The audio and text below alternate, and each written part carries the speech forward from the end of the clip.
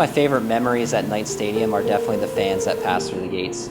Just the thousands of people that have come in here, the stories we've heard, kids that received baseballs, or fans that just had a memorable experience. We've heard it all, and I think there's a lot of memories in this place. You're not going to see this very much anymore, to where you've got a stadium, you've got all this green space around it. Like I just got done walking in the back and then through the woods and stuff, and you know, you just don't see that anymore. I mean, you know, every once in a while they have a bonfire outside, out in right field, and you know, it's just like an era that's passed, and we won't be able to experience that anymore. I feel very fortunate to Eddie Buskey and all the people here that work at the stadium for all the fond memories. My first year working with the team, I was working in the clubhouse, and it was the same night that Kurt Schilling came and did his rehab start with Paul Tuckett.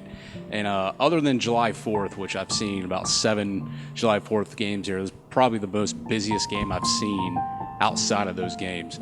I distinctly remember people coming into the 4th inning just to see him pitch. And it was really cool to meet him. I mean, you know, he's talking about a Cy Young Award winner pitcher. And then, you know, certainly it was a memory that I probably will never forget. I used to play in Charlotte in the minor leagues, and also when I went back there to manage, I enjoyed it.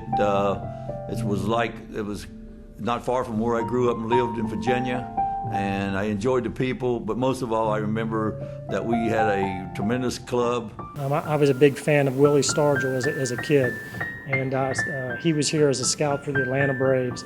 And I'll never forget walking through the press box, and there's Willie Stargell sitting by himself. And I had the opportunity to go talk to him, but I turned into like an 11-year-old kid and just couldn't talk to him, you know. He was my childhood hero. I used to cook chicken wings and pasta and stuff like that and bring it to the ballpark and give it to him. And I used to eat lunch with him at times. And I'd always get to the ballpark early.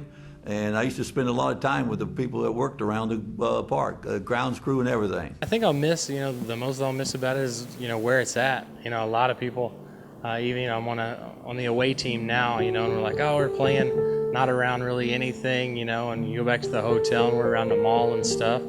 But that's the part I think I'll miss the most is, you know, getting to come out here, getting to see all the trees in the background, you know, and not buildings, and you know, just kind of getting to be out in the country. I mean, I'm from the country, so I would enjoy something like that. But that's definitely something that I'll miss because it's unique because most ballparks are relatively close to cities, and to have this out here and to get to see, you know, almost, you know, the beauty of the country and trees and everything around, that's something that I'll miss for sure.